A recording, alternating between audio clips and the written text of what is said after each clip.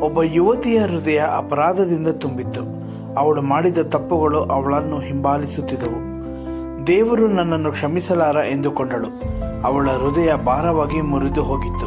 ಆದರೆ ಒಂದು ದಿನ ಅವಳು, ನಮ್ಮ ಪಾಪಗಳನ್ನು ಒಪ್ಪಿಕೊಂಡು ಅರಿಕೆ ಮಾಡಿದರೆ ಆತನು ನಂಬಿಗಸ್ತನೂ ನೀತಿವಂತನೂ ಆಗಿರುವುದರಿಂದ ನಮ್ಮ ಪಾಪಗಳನ್ನು ಕ್ಷಮಿಸಿಬಿಟ್ಟು ಸಕಲ ಅನೀತಿಯನ್ನು ಪರಿಹರಿಸಿ ನಮ್ಮನ್ನು ಶುದ್ಧ ಮಾಡುವನೆಂಬ ವಾಕ್ಯವನ್ನು ಓದಿದಾಗ ಆ ವಾಕ್ಯಗಳು ಅವಳ ಹೃದಯಕ್ಕೆ ಬೆಂಕಿಯಂತೆ ಹೊತ್ತಿಕೊಂಡವು.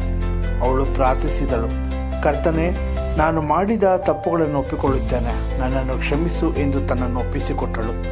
ಆ ಕ್ಷಣ ಅವಳ ಹೃದಯ ಹಗುರವಾಯಿತು. ಅವಳ ಕಣ್ಣೀರು ಸಂತೋಷಕ್ಕೆ ತಿರುಗಿಕೊಂಡಿತು. ಇಂದು ಅವಳು ಯೇಸು ನನ್ನ ಅಪರಾಧವನ್ನು ಕ್ಷಮೆಯಾಗಿ ಬದಲಾಯಿಸಿದರು ಎಂದು ಸಾಕ್ಷಿ ಕೊಡುತ್ತಾಳೆ.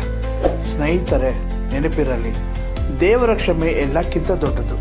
ನಿನ್ನಲ್ಲಿ ಎಷ್ಟೇ ತಪ್ಪಿದರೂ ಕ್ರಿಸ್ತನಲ್ಲಿ ನಿನ್ನ ಹೊಸ ಜೀವನ ದೊರೆಯುತ್ತದೆ.